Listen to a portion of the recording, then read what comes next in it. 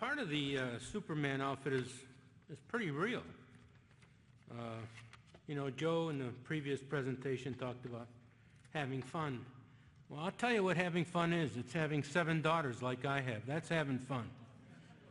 And there isn't enough money or initiative in the world to take care of that, trust me. So my story is simple.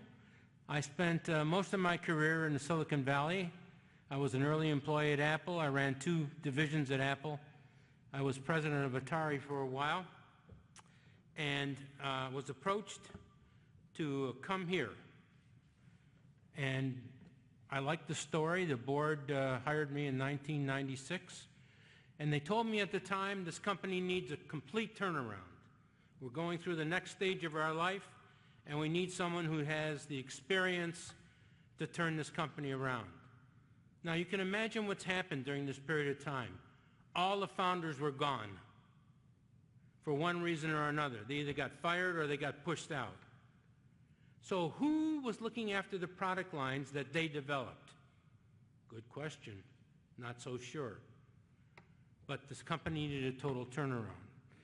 I did a quick evaluation with the people within the company. It didn't take long, maybe a month. And my thought was, wow, we've got a lot of really good people here. If I could get a couple of these founders to come back and look after things, we'd probably have a great company and be able to go forward and take it from 35 million to a couple hundred million in a short period of time.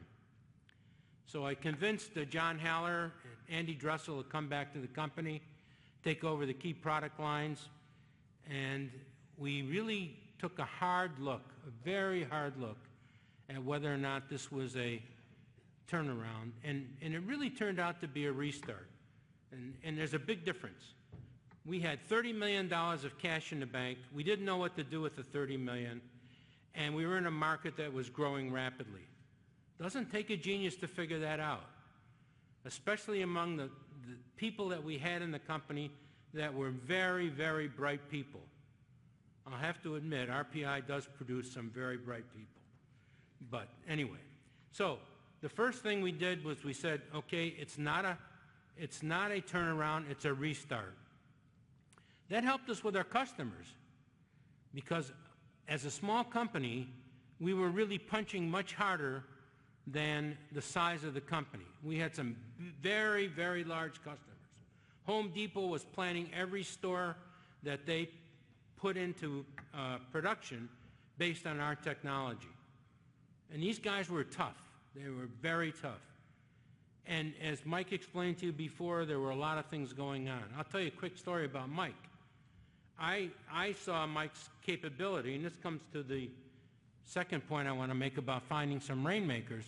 I saw Mike's capability, and I felt that we needed to start selling some razor blades along with the razors.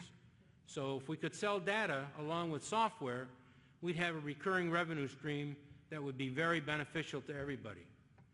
So I mentioned this to Mike Marvin, who was chairman of the board at the time, and Mike said to me, over my dead body, I'm not letting you promote Hickey to this job to run the data business.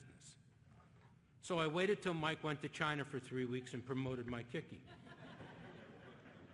And the only thing Mike Marvin ever said to me afterwards was, he better do well. I said, don't worry, he'll do well.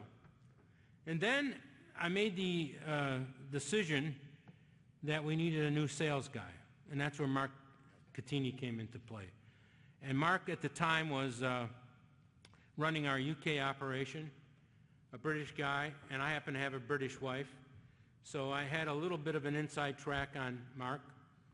And I called Mark up one day and I said, Mark, I want you to come here and run sales, and I want to know your answer by tomorrow. He said, well, I got to talk it over with my wife, and I got to do it. I said, tomorrow is plenty of time, Mark. Talk it over tonight, tell me tomorrow, or otherwise the job's going to go away. He called me back and said, okay, I'm coming. He said, but where will I live? I said, that's easy. You can live at my house. Bring your family with you. It's okay. I have a British wife. We're going to have a lot of fun together. Mark came over, and those are the 2 rainmakers that we ended up with guys that really knew how to develop a strategy, knew how to execute on a strategy, knew which people to go after, and brought in the best possible people we could find worldwide. So I had my rainmakers. I had them developing the strategy, and I think there's one simple message I want to leave you with. It's a really great message, not because I created it, but because it's very valuable.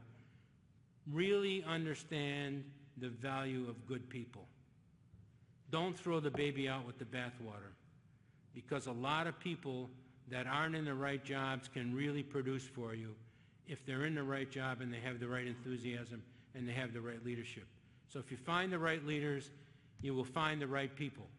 And that was what led to the success of MapInfo. In terms of shareholder value, we did one thing very well. We went from $5 a share to $31.50 a share.